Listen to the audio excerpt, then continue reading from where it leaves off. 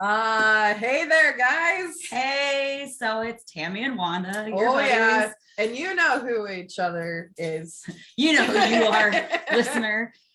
So we're trying a new format today. Yeah. For having guests. I'm really digging this. Me too. I can, we get to see somebody's beautiful face instead of the dogs. So this is nice. Or husband and Graydon, as much as we love them. We do.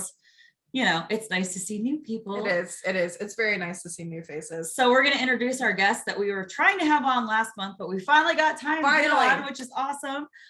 Miss Alexandra Calvin, who wrote this wonderful book, The Rise of the Dark Sun. Pick it up. You can get it on Amazon, and we will put the link on all of our socials for you with, pictures of the book, pictures of the author, everything that you guys would want to know. And we're going to talk about the book and inspiration behind. So, why don't we start with the fun question? Why was the cover yellow? It's a question to start with. Yes. Fill us in on this. So I made the cover myself on some like free graphic design app. And the thing about the cover is that I wanted it to be simple and I wanted it to like not be too much. So it's yellow because the sun is yellow, and that would have been my answer. So that's fair. But like it just looked good, and I tried out all these different colors, but that was the one that stuck out most to me. And I was like, this works. This looks good. It's eye-catching. As an avid reader, I think if I would have seen this hard copy at a Books a Million or like a Barnes and Noble, I think that's what it would have attracted me, is the yellow color and the fact that it is kind of a more basic cover. I hate the ones where they're trying to do too much, where there's like a shirtless guy and then there's like this girl and then there's these backgrounds and you're like, what is this? Is this a porno book or is this like, something good? Like, so I those are my books. There's a time and a place for everything, but I like a more simplistic cover personally, because I'm more interested in the content than the outside. So see, I'm curious about the sun right here. Mm-hmm. Tell me about that. Is that like an inner mind problem or like dealing with trauma? Yeah. So the idea behind that is that obviously there is a dark sun, but that's a good song. Is it? That was Black Hole Sun. I mean, it's close, not the same. So the like scribbling is supposed to like represent kind of like a childish type drawing almost, with the suns and everything. And gosh, I'm trying to like put myself in the mentality of what I was in when I like made it. But I think that it was supposed to represent like a childish type thing, like through a child's eyes. This is like a very dark thing and a very scary thing. So I wanted to represent that in the best way that I could. I don't know. I dig it. And I know we're going to get into like kind of some stuff people need to know about the book here in a second. But for me, I think the two suns below represent, and you could tell me if I'm wrong or not, but after reading it, it screams the two powers that the teenagers get at birth, that fight within their body to become the master task or the master power. Oh, yeah. Oh, I like that. Yeah. Oh, I don't know. I mean, it's just, I read into stuff a lot as an avid reader, and that's kind of one of the things I saw, and I'm like, that's actually kind of awesome that you did that. Because once you read it, you go, oh, okay, the cover makes sense. It does make sense. Yeah. Yeah, honestly, I never thought of it that way.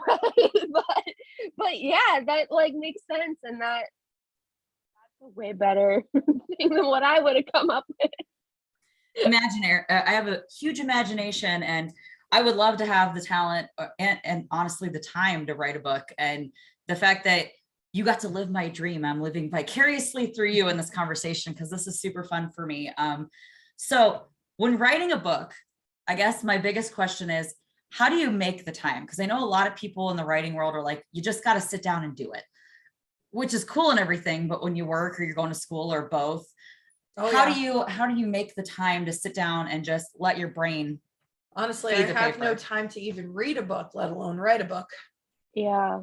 No, it is a lot. And like the whole process of this book has taken me a super long time to write. But I think I've just this story has a part inside of me that like I can escape to almost. And it's like when I'm writing, I'm just writing about experiences, I feel like in my head. Like if I was Lux, this is what would be happening and this is what I would see and feel and just like writing it down. Finding the time for that can be super difficult, but it's just about like being in the right mindset and not necessarily like setting time aside to do it, Mhm. but finding the time that feels right. I don't know if that makes sense. No, it does. But It does. Because for me, I think I get hung up on, as somebody who enjoys writing and journaling and stuff, I get hung up on the outline and like character names and like being worried that someone's going to know that, because like you, I live vicariously through my character and go, you know, if I was Olivia, what would I do here? Because that's a project I'm working on now. Mhm. And you go, okay, well, what would I do if I was her? And that's cool. But then when you start drawing in some of your personal experience, you're like, if, you know, if Stuart, which I'm making that name up, but if Stuart reads it and knows that Stuart and I had this conversation and now it's in this book, is he going to get mad at me because I included something that actually Ooh, happened? see, now Do you know what I that's, mean? yeah. And I think that do. hangs me up a lot, is the personal experience. If it's not fiction, or even if it is Mhm. fiction, who in your life is going to go, wait, oh my God, is that me? Is she talking about, am I Lux? Like, what is happening here? You know what I mean? I know that, yeah. I think because when I was younger, I wanted to write a child, like an A children's illustrated book, book. yeah. But of course that faded, and then I just wanted to be an actor. But slowly getting into that. But after having my journal invaded, I think the whole booking thing was basically out. Like I just couldn't. Trust is a big thing with Yes. journaling specifically. I mean, that's what makes it different, I think, than writing a book. Because you know, when you write the book and you self-published, correct? Yeah. Yeah. Okay. So when you self-publish, you know, people are, or regular publishing, people are going to read your work. Where journaling, it's a bit more intimate. Yeah. And the minute you find out somebody read it, that person is no longer in your world anymore. Like there's always going to be a distance between you emotionally. Yeah, that's tough. That is Yeah. tough. It is. Stream of consciousness too is a big thing with that. But back to the book here. So I got a Yes. lot of really cool vibes from this. I'm one of those weird people that even though I'm 38, I really like young adult books. I think they kind of have the edge right now because adult fiction's it's boring. It's boring. And It's I'm glad that overdone. you kind of went with the more young adult feel, because I think it's interesting. Characters like Triss from Divergent and Katniss Everdeen from the Hunger Games novels, they're more interesting and dynamic to me. So this lead character of Lux was kind of a combination of a few characters I've read recently, at least in my mind.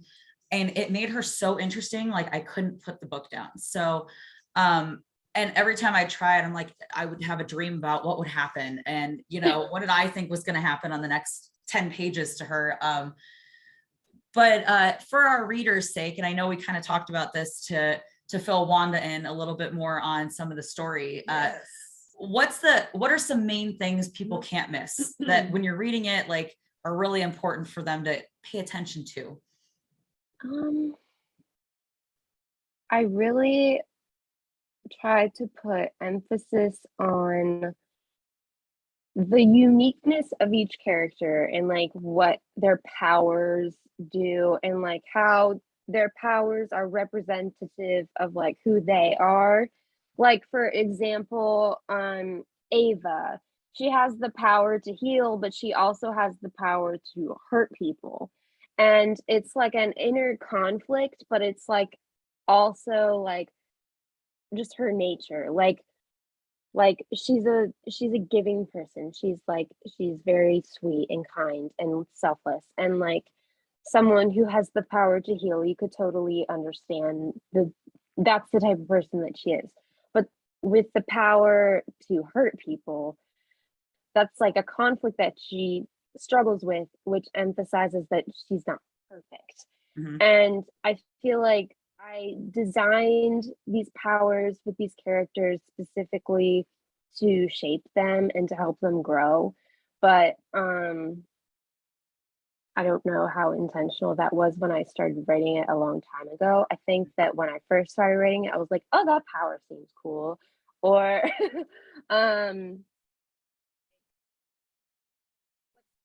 superpower that we haven't really seen a lot that could exist in this world. And so the exploring the powers was really fun to do. Mhm. But also just like the world building. Like I wanted it to be futuristic but like simple. And that was kind of difficult to do because I've had readers tell me like, if there's technology, why are they walking down the street and not in cars? And I'm like, I don't know. It's just like how it is. You're the author. It can be whoever you want. You're like, cause it is. That's it. Yeah, totally.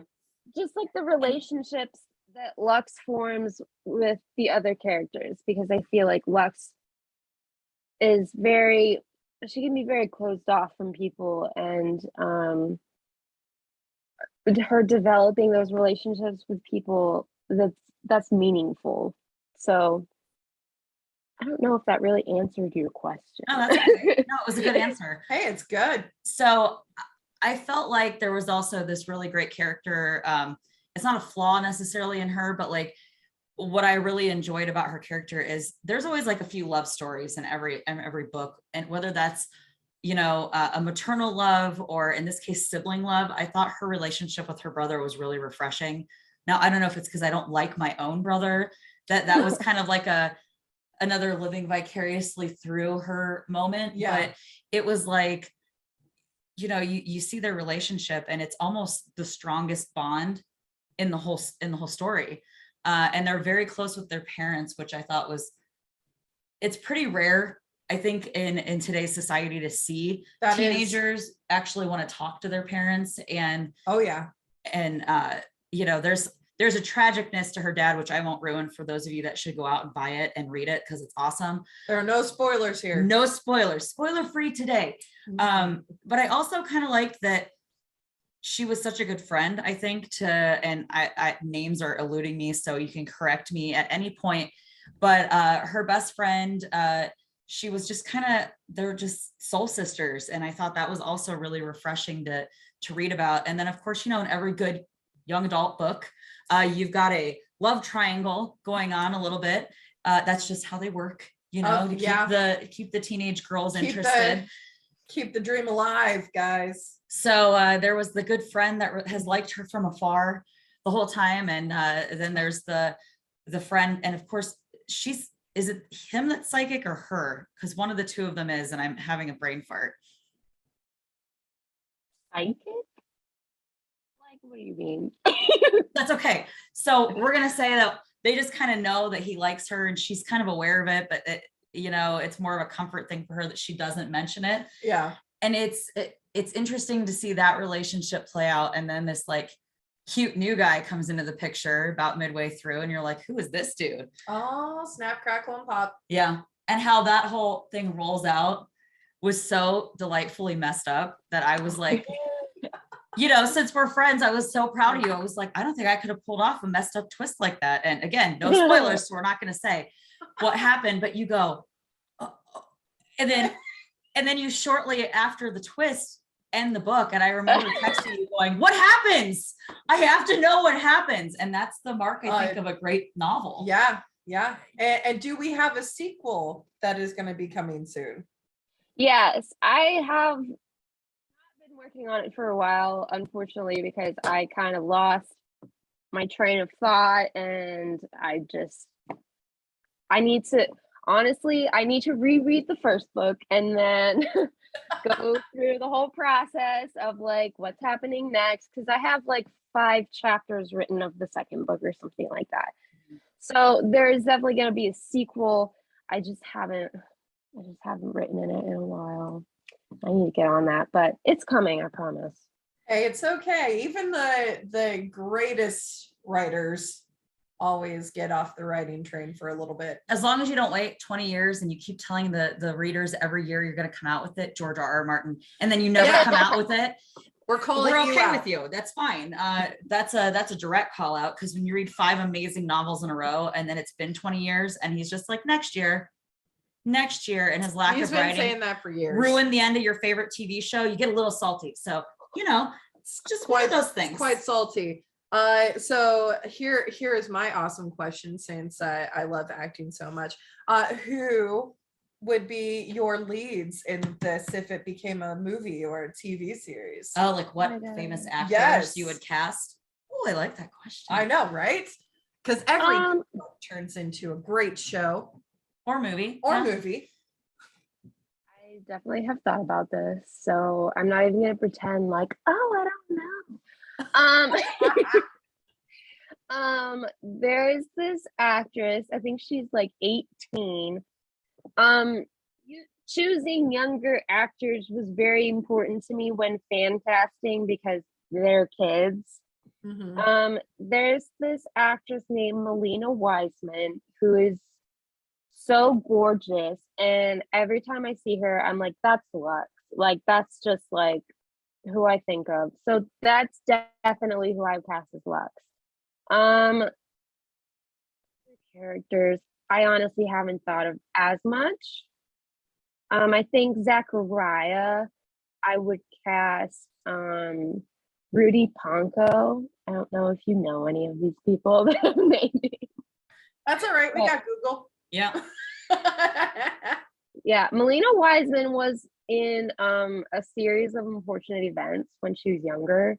Okay. I don't know if you ever watched that. Did, and then yeah. Rudy, she played Violet Baudelaire. So if that rings a bell. And then Rudy Ponco is from the show Outer Banks. He plays JJ. Okay. And I'm in love with JJ. So I was like, yeah, that's Zachariah. That makes sense. Zachariah was the name I couldn't remember of the new guy halfway through. Yeah. Just for the people that are going to pick up your book, so they can reference back to our podcast episode with you and go, oh, okay, perfect. Any movie producers out there who are watching our show, get on it. Call her. Let's go. That would be awesome. I want to play a mom. Okay. Right. You know what you'd be good at? The best friend's mom that has the bakery. I think she'd be the bakery mom. I think Aura. You just would. She's very intuitive. She knows what's going on with her son all the time. That's right. That's right. I feel it. Yeah. I dig it. What about the best friend whose name I keep forgetting? But it starts with an O, right? I could open the book and look, but I'm trying to not.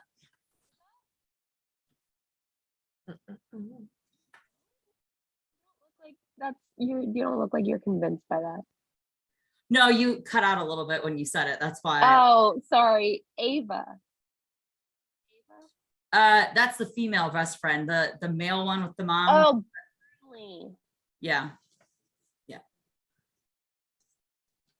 So his I even lost my train of thought on that. See, we're having a day, guys. It's just one of those Tammy and Wanda style moments where yes, it's one of us is tired, one of us is on pain meds, and poor Alex has to deal with both of us in this fashion. But hey, you get us at our best. Always. This is us at our finest. I mean, this is us on the daily, let's be real. So it's not like it's any different if you know us in person. It's the same. Just Wanda having all those wine spritzers before getting on set. Mimosas today, all the fun. All right. So rest of the cast. That's what we were doing. Yeah, that rest of the cast, man. I'm going to look up while you I really think. Yeah, who would be Ava? Hmm. That's who we talked about, her female best friend. I'm trying to think of like a beautiful blonde actress. Maybe like Sabrina Carpenter. She's beautiful. She's beautiful. Mm-hmm. And it'd be different from, you know, her Sabrina, the teenage witch role, Ah. where she would be a little bit more of a kind, sweet blonde girl instead of a don't mess with me, I got magic blonde girl. So I think that would work for her. Mm-hmm. Where would this take place? Would you like, because like with Lord of the Rings, New Zealand, right? Where like would this be Fantasy like, casting, where would you film it? Yeah, that's a good one. I'm not super logical about like geography. Where there's a lot of woods, Honestly, maybe some I think desert. New Zealand or Canada would probably work well after Oh, reading. Canada. One of our fellow listeners are from there. Hi, Canada. Hi, Canada. Well, because there's like there's a few interesting story moments near a river. So someplace that's got a really pretty wooded area around a river. Yeah. With some high rocks in the distance would be. See, my brain is good. stuck in Montana right now because I am on a Yellowstone kick. You're watching it, aren't you? I am watching. Do you watch Yellowstone? No, I've heard it's really good though. I don't watch it either. So I'm like, I've been told that I need to watch it, and I'm already on the second season, and I'm committed. Wanda watches everything before me and tells me if I should watch it or not. So she's like my TV show filter. And I'm like their book filter. Yeah, pretty much. I told her that she needed to watch The Witcher, that it was good, and she watched The Witcher. So I still need to watch that. You know It's what? The girl who plays Suri might be a nice backup option for your Ava, because she's a beautiful blonde. Oh, she's very She's young. a good Ooh. actress too. Yeah. I know what she looks like. She is very pretty, and As long I'll be as she down doesn't with lose that. her eyebrows. Ugh. And people made fun of her for that, but like, can you imagine how bad that hurts? Oh God. Repetitively making them blonde. That's why I never touch my eyebrows when I color my hair. Nope. Beauty is pain, only to a point.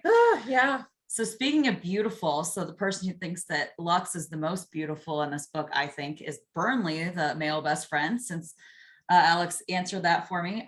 So who would you cast as Burnley, the best friend? Burnley. I'm trying to think, because I had like a thing of pictures where I had like these actors picked out, and some of them I couldn't remember their names, but I'm trying to remember who I chose for Burnley. Somebody deceptively attractive, I think, would work. Like, you know, your Clark Kent of the world, where they take the glasses off and then they're just like real handsome. Yeah. Oh, great deception. He's a TikToker. The person that I chose was a TikToker. So I need to. We love TikTok. You could do the entire movie with TikTok people. Oh my God, that TikTok would get influencers. You would get so much money out of that too, because that they're not big stars, so like you wouldn't have to pay them a whole lot. So the margin of we're profit's brainstorming huge. right now on this show. Watch out, guys. As long as Here we come. As long as she doesn't cast Addison Rae, who I'm not a fan of overall. Like, she's cute and everything, but like watching her in that Netflix redo of He's All That was a painful experience for me. So we'll help you. We'll be very selective. I wouldn't wish her on you ever, because yikes. But tell me about your favorite relationship in the book as the author. If you had to pick.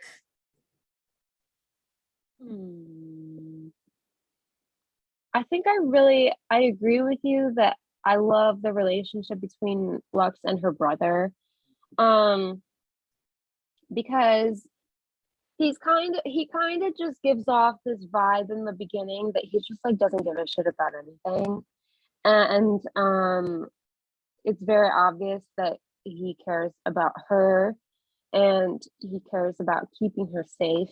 And he goes through these like extreme measures almost to do that, but also while like respecting her boundaries and respecting like what she wants and things like that.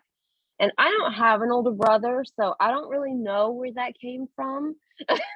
But my fantasy relationship with the one I have. So if I'd written it my own way, that would have been 100% how I wanted it to be. But So Yeah. it tracks for someone who doesn't have a big brother. I didn't know did that not. about you.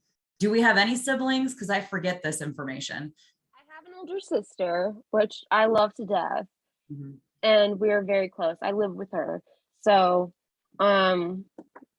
like, I feel like sometimes people write in to like, I don't have this thing, so I want this thing, so I'm going to write about it. Like, I have a good relationship with my sister, so there's no reason why, like, whatever.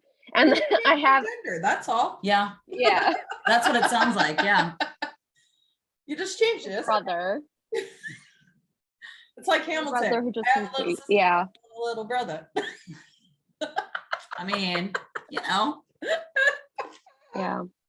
Oh, Hamilton. Well, my stepdaughter Kayla always wanted a little brother, and then when I married her dad, she got one with Graydon. So it was kind of cool to see.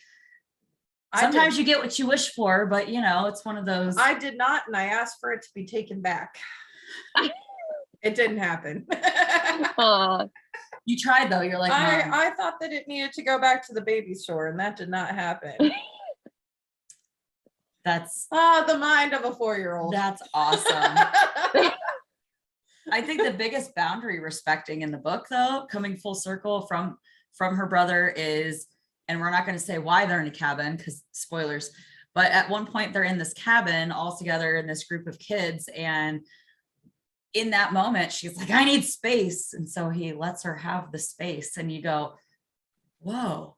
Brother, I'd say I want space, and he's like, screw you, kid, and he'd give me a noogie, but there was larger age difference at play there. So I just thought that was a really nice older sibling relationship, you know, because you're always butt heads to each other when you're small. That's just kind of part of it. That's a commonality. Like, that's just a given. Yeah. Gonna beat on each other because you can beat on them, but nobody else can, which the kid has a little bit of that going on. He's got 2 older brothers, 2 older sisters, and then a younger brother. So through, you know, divorced parents and all that fun stuff. And it's fun to see their dynamic because I was never close, and they're all so close that he'll come home and go, well, this one was mean to me about this. And then because we get along, the exes, and I know that on the show, we've talked about that in the past, his one older brother texted me and was like, what girl does he like? Can you tell me her name? What does she look like? I want to tease him. And I was like, oh, I don't know. He doesn't tell me anything about that. Oh, I know. I know, but you got to have, you know, you got to have your family's back a little bit. And yes, you know, with them being so close, him not respecting boundaries in real life, and then having this great brother figure in the book that does, is like, oh, wow. Yeah. I liked it. Oh, wow. So how good is the book doing? I haven't sold one in a while, but like when it first came out, I think I sold like 30 or something like that. Hey, that's so that was like really exciting to know that 30 people were interested in my book. And I've heard back from a few people about it. I definitely would like to hear more about it because I just like having these conversations with people about it because it's my favorite thing to talk about. But yeah, I haven't sold any in a while, but that's okay. Well, self-publishing, it's a harder road than traditional publishing from what I understand. I have my best friend Katie is working on book 3 in a series she's doing, and it's more of a sci-fi book. And that's one of her struggles, is she's not even ready to publish them because she's really like not sure about, you know, getting it out there, because like, how do you market it, and how do you? That's a hard process, especially like doing everything yourself. Like, you're doing that whole, all that process of advertising, publishing, making sure that you're editing, where if you go to a big company, they've got publishers, editors, a whole advertising team. But the struggle with traditional publishing, though, is that, you know, you have, I call them book elite, because you know how like elite people in the United States are always like looking down their nose at things. I feel like they've read so many manuscripts that they're snotty about it. and it could be really good. And there could be this spark of something great. But and they're they like, no, ignore we it. don't have time for that. And that's why I think somebody I work with at the radio station that I work for is a self-published novelist also. And he does inspirational books. He's Catholic. But he's even told me, he was like, it's just so much easier to self-publish these days. And he goes, you know, you're not going to have near the sales that you do in traditional publishing, which I'm sure, like, as you described, is kind of the case, but you have a lot more control over what the cover looks like, what the book's about. And there's far less like critical editing that goes into it. I mean, he still has an editor, and I'm sure you had lots of people read through it and you know, take a look at it before actually putting out the final product. But you know, it's interesting to see in the day and age of Amazon and everything being at our fingertips. Oh yeah. I agree that it would be that. And I remember you saying at one point we were working on an audio version of this. Is that still in the works? No. Okay. I started on it and I was putting it like on YouTube, and then because I wanted like multiple options for people, and I wanted like people who like to read books, like audiobooks, to have that option. But ran out of time, and it's just I wasn't getting the feedback that I wanted, and I didn't know if it was really making a difference. So I just kind of gave up on it, honestly. But I would still consider that. I just don't know how to go about that.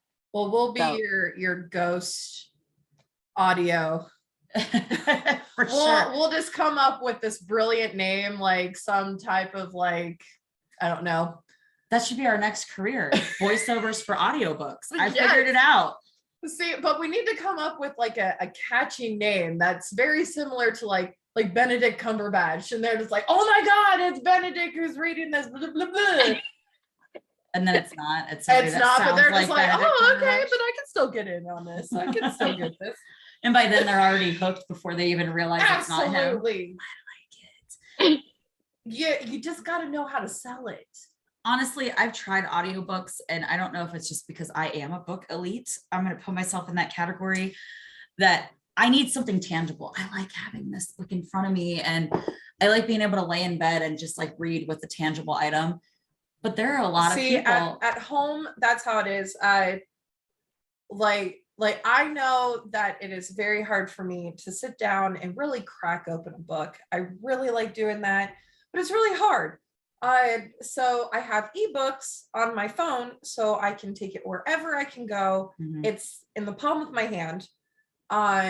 See, that's where we're and different. Also it has the ability to read it to me while I'm in the car. Since I do have a long commute to work, sometimes I don't want to listen to Broadway musicals all the time. I can't listen to audiobooks in the car. I get bored. Even if it's a great story, I enjoy it, but it has to be someone who has like a good voice. Oh, dynamic audio. Yeah. I listened to the first book of Game of Thrones. Oh gosh. Now, that was hilarious. It was hilarious. It was this British guy, and he's just like, and Khal Drogo told Daenerys Stormborn. Oh. That was it. Yeah. I'm like, wait, I had to keep rewinding it because I liked how he was doing Khal Drogo's voice. He was like, no. It's almost a sarcastic take on it. Like, it was great. But it has to be a good like voice character, bringing some type of life to the character, where they're like the listener / reader is like, oh, I can hear that voice, right? Instead of having like that monotone, because I do listen to those to fall asleep too. Well, I'm going to tell you, I think something else I really enjoy about your writing style is your character naming, because that's something I struggle with myself. And they were all so interesting that it's like, you've almost made all of the characters unforgettable by virtue of very specific dynamic names. That's like my favorite thing to do, is naming the characters. Mhm. And like when I am going to introduce a new character, I get so excited because I'm like, oh, I get to name them. But thank you. Yeah. Well, I what's Lux's last name? Isn't it Kendall? Kendall? Yeah, she it's suspiciously close to my name. hey, that's okay. That's part of being the author. You can do whatever you want. Yeah. I think the other thing I really liked was so my absolute favorite young adult novel grouping is the Shadowhunter series by Cassandra Clary. That I had a book hangover for like 6 years and I couldn't read anything after that because it was just like nothing could compare. And I think your book was the first time I was really excited about a book again.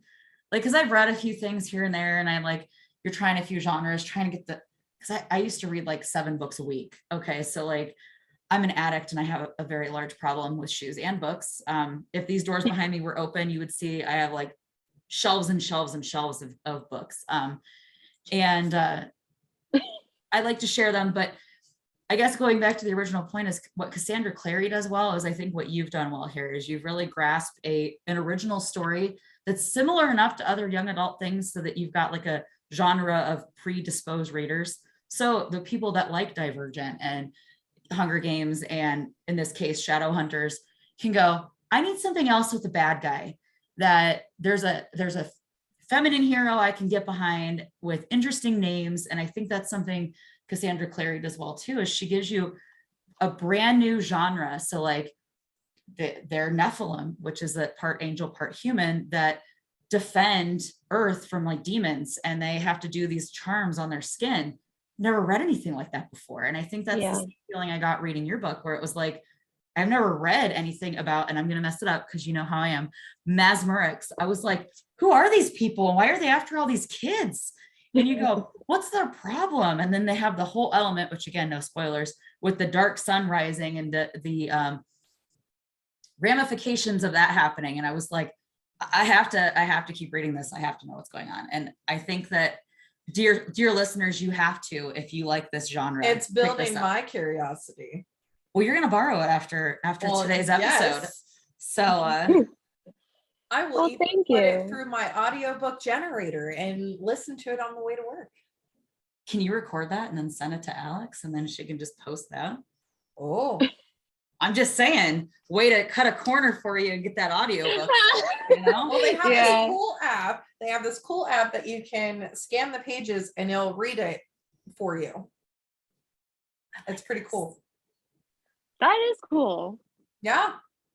So how many books do you envision this series being if you had your way? Yes. And do you have a new series that you would like to? Oh, gosh. One series at a time. I would love to continue writing, but this idea has been stuck with me for so long that I can't imagine doing anything else right now. I just need to finish it. But I think there's going to be 3 books, and I have thought about doing like what it was called, like smaller novels, novellas. Novellas, yeah. Yeah, I've thought about doing like 1 or 2 of those from like other characters' points of view or something. Mm-hmm. But I think just right now we're sticking with 3. Ooh, see, I like those. The novellas. Yes, I do. I love when like a book series like breaks off into like their own series, because there are some characters in books where I'm like, wow, I really want to know how their story began. I want to know about Burnley's dad personally. I am curious about that whole story and why his mom's single. You know, that'd be a fun novella. Yeah. Just about the mom and like her experience and her relationship. Literally, you can do what The Witcher did. Like their one book is just a complete like that. Like it's just a complete novella. Just about one. They did, Stephanie Meyer did that actually. And I'm not a huge fan of her writing skills. You being a novice are way better than her. So we're going to put that out there for people that like Twilight, because I was an English major in college, as you guys may or may not remember. So reading somebody's writing that grammar is bad, and then these are like best-selling novels with these huge movies. And I was like, what is this? But the one thing she did well is with this novella idea, I agree that it's great because she had The Misadventures of Bree Tanner, and it was some character that's mentioned in like 3 pages of, I think, Eclipse. And you go, who is this little girl? And she gets killed at the end of her like little, and the novella is like maybe 80 pages, and you get to know her right before she gets turned into a vampire, and she's only a vampire for like 3 months and then she's dead. And you go, it's so tragic, but it was so interesting. So I think that's that focus is great. That's what I like, because I mean, even with shows, I find like these characters and I'm just like, wow, I want to know their story. And then they end up getting their own series. I'm like, okay. Yeah. All right. Now some of them don't pan out, like Joey after Friends. You know, that one was a little bit heartbreaking to watch go down the pooper. But that was the poops. Yeah. No, I think that's great. I think 3 novels in most young adult is like, I feel like that's perfect. Exactly right. Because you get your introduction book, you get your huge conflict book, and then you get your resolution book, almost like an extended large novel, which is great. So, and I think that's one thing that the author, whose name is eluding me at the moment, of Hunger Games did well, is she's got the 3. Yeah. And that's it. And then there was like this new one that's got a side story, which you could claim is kind of a longer novella, but like it works. So I think you're so in tune with the trends of the genre you're writing for, and I think that's pretty great. What I would like to see happen is you become this great novelist, and we could be like, I knew her back whenever like we were in this theater show together, and you know, you could go, I knew her once and she's famous now. And I want to see you on the news going, that's not the kind of coffee I told you to get, on the set of the, you know, the movie based on the second book, you know. That's right. We're just going to be watching all of your Snapchat stories while you're in like New Zealand. Oh yeah. Or Canada. She's so cool. She's in Canada. I'm still here in Maslin, Ohio. We're just still doing a podcast in the kitchen. Because it's cold in our studio. It's very cold right now. Yeah, I mean, awesome. I can't wait to dive into this. I think I'm excited. You better not talk to me about it. Like, if you want, like, text me a play-by-play of like what you're feeling. Like, I want to hear all about it. Of like, here are my feels. I mean, I did. As soon as I finished it, I was like, what happens? And she was like, I swear to God, I'm working on a second one. I'm just not that far into it. I was like, you have to, but I have to know what happens to characters A and B, because no spoilers. That's right. After today, you're going to get back on the gravy train. I can feel it. Yeah. Well, it's hard. Like, you're probably right. You talk to anybody that writes these huge novels. I mean, this thing is, hold on, guys. We're going to look. 385 pages. That's a lot to noodle, and you got to figure out like timelines and where everybody goes and settings. And see, I would just forget. I would have to go back like, oh shit. Yep. I totally forgot about his that. name was Frederick there. Dang it. So it's, oh, poor Brad. I wish I had that. I can only really write autobiographical things that are disguised as fiction, which is what I'm good at, using real life. Now, does music inspire you at all? Like, what's the thing that really inspires your thought processes in writing? Yeah. Honestly, like, not so much music. I definitely listen to music while I write, but to get inspiration, I like looking at other authors and other books and seeing how they created their worlds. And so, like, right now I'm reading the book series The Cruel Prince, which is like really good. It's really good, and it's on my list of stuff to read, so you have to let me know if you like it. Love it. I'm almost done with the last book. But that world building is so strange. Like, it's so different, and like, it's nice to like put myself in the mind of a reader and interpreting and understanding, and then putting myself in the place of the writer and being like, well, this is what I have to do to world build and to get them to understand. So that like kind of sparks like ideas for my own story and how I can tell my story. I guess I lied though. I will say that there is some music that does, like, I can picture scenes in my mind and I'm like, oh, okay, I can write it this way. So this is something I need to start learning how to do, because I also have a long commute like Wanda. So like when I'm driving, and I don't work in the office every day, but when I do have to go up there, I feel like that's when I do my best writing work, because I can zone out, and that's probably a horrible thing to say while I'm driving. I'm zoning out and thinking about other things, but you kind of, like you said, you kind of bring in your scene. And the thing that I don't do, that I just curious if you do you pick up your phone or recording device and just like tell yourself about what you're envisioning so you can remember it later? Sometimes. I'm really bad at that, to be honest. Like, I definitely write notes down in my phone when I think of like a really good idea.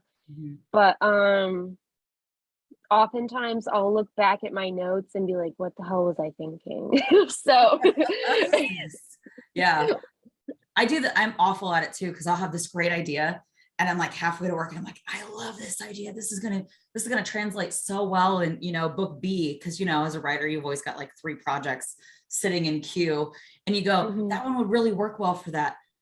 But for me, I think my biggest roadblock is I am very music oriented. So like I have to go down the rabbit hole of my own depression and anxiety in that music and be so upset and pissed off and sad to even write anything of consequence. And so I don't want to go there all the time. And I think that's what keeps me personally from my own journey. But I commend you and everybody that does self-publishing, because I can't. I don't know how I'm ever going to get there. And I am so fucking proud of you, because Yes. You're our buddy and I want great things for all of our wonderful friends. And Agreed. we don't have many of them because We we're don't have obnoxious, but but the ones that are successful, we like to, We like to do keep stuff them around. Yeah. That's what we like to do.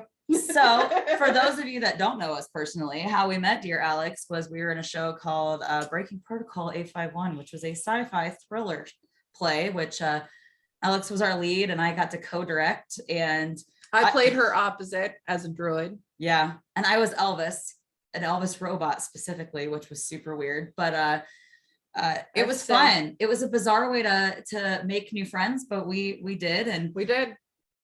Yeah, we don't keep in contact with all those people, just the ones we liked. So maybe 2. Yes. Maybe 2, because we already knew some of the cast. Yes, we already knew some of the cast. I think just 2. Just 2. Yeah. I feel so special. Well, we only like you of the 2 that we kept, so let's be real there. Sure. I'm kidding, kind of. You're really thinking of, she's like really thinking about who else was in the show. And I was like, 2 of them I'm really glad I don't talk to anymore. And then yes, one of them I talk to occasionally, and then the other one I'd be glad if I never saw again. And then there's Dear Sweet Alex, and then our normal group of friends that we had. So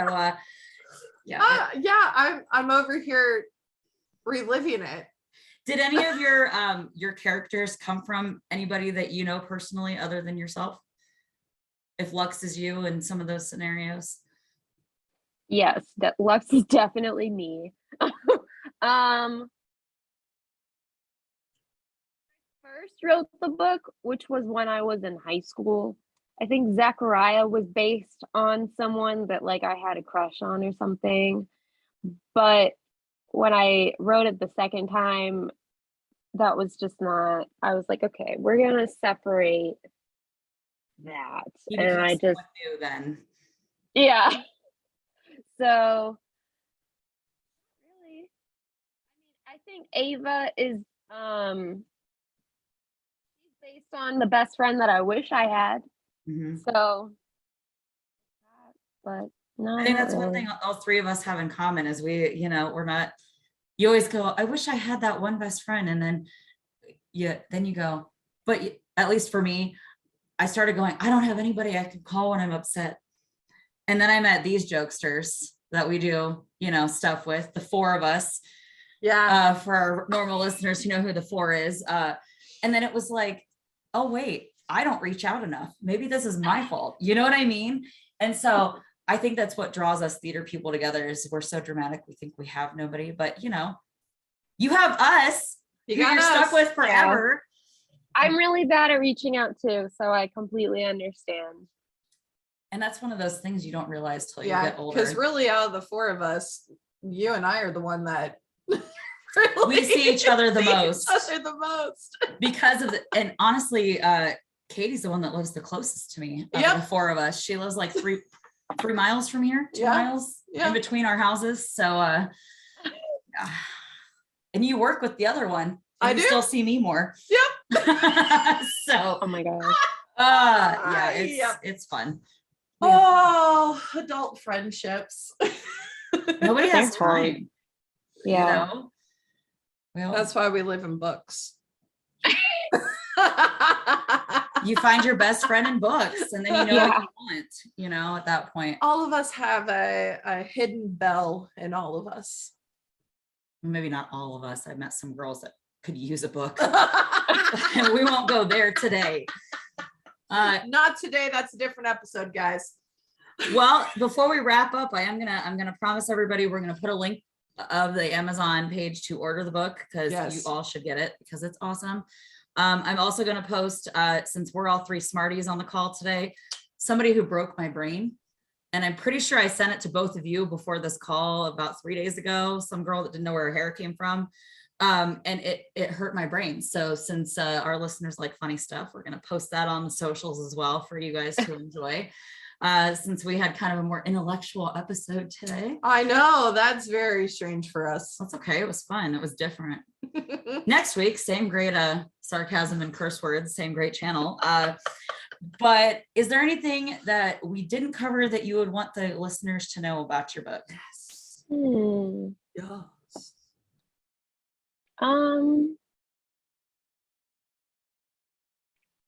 I feel like a lot of people want the opportunity to like ask the author questions when they read a book and to like give, not necessarily give feedback, but like just talk to the author about it, and like they don't get that opportunity. But I encourage, if you do read it, to reach out to me because I absolutely love to talk about it and I love to hear feedback. I love to answer questions, and I feel like it's kind of a unique experience to be able to have those conversations with the author. So 100%. Oh yeah. And if people want to ask Alex questions while you're reading the book, and you put it on our socials or email us, we will make sure she gets it and is able to answer you. So we'll tag her, send it to her, whatever we need to do to make sure you get your answers and she gets to know how much we love the book. So yeah, that's all I got here. Wanda's like, I've had enough for the day. But I want to go back to my mimosas. Well, yeah. Mimosas work, whatever, you know, it's the same. So thank you for joining us. If you ever want to be a guest, just to talk about our normal nonsense. I would love that. Let us know. We will. Yes. We're going to start. You are our guinea pig for guests. So we're going to. Yep, you're on our list. We're going to hopefully do more of these where we're talking to people that we know and we like, and we want to do fun collabs with. Collabs. Yeah. Listen to me. I'm talking like I'm from Kansas. Collabs. But you know, so we're gonna do a few more of these, and maybe we could do a round table of all of our theater friends, and we could be real dramatic for 35 minutes. Dude, that'd be so fun. We'll make it into a TED Talk. How not to audition, how to take action, how to not say the line the same every time your director says cut. Maybe do that a little louder, and then you're like blah blah blah blah blah blah blah. I don't know who I could be talking about, but the three of us know. So haha, inside jokes. All alone in the moonlight. It makes me glad I don't do theater as much anymore because I don't miss people like that particular male human that we were around. So anyway, we had a blast with Alex today. Hopefully she had fun too. Remember, Rise of the Dark Sun by Alex Calvin. See, there it is. There you go. You can take a print screen, listeners, right over Wanda's face. Sorry, I didn't mean to do that. And take a look at it, get it, buy it, read it, love it. And we will see you guys next week. What was next week's episode? Do you remember? I don't know, but We might have mimosas during those, so look out for that. All right, guys. We're doing alcohol makeup tutorials. Ooh. All right, we'll see you later.